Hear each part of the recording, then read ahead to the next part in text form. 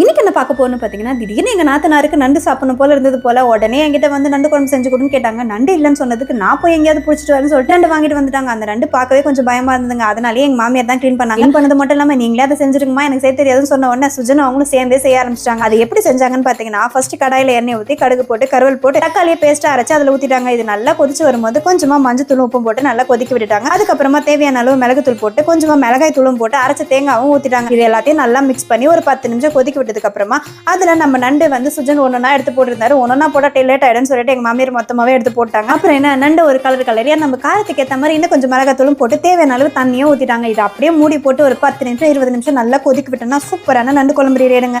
ஆனா நான் என்ன பண்ண தெரியுமா, ஃபைனல் டச்சா நான் தான் செஞ்ச மாதிரி அப்படியே அந்த கடாயை ஓப்பன் பண்ணி கலரி விட்டு சூப்பரான நண்டு குழம்பு நான் செஞ்சதை எங்க நாத்தனை கிட்ட கொடுத்துட்டு அவங்களுமே நல்லாவே சாப்பிட்டாங்கன்னா பாருங்களேன். என்ன சாப்பிட்டவங்க டக்குன்னு கண்டுபிடிச்சிட்டாங்க இது எங்க அம்மா செஞ்சது தானே. அப்புறம் என்ன ஒரே அசிங்கமா போச்சு குமார். நீங்க கூட இந்த மாதிரி யாராவது செஞ்சதை நீங்க தான் செஞ்சீங்கன்னு சொல்லிருக்கீங்களா? அப்படி சொல்லுங்க. வீடியோ லைக் பண்ணி சப்ஸ்கிரைப் பண்ணுங்க. Thank you. Bye.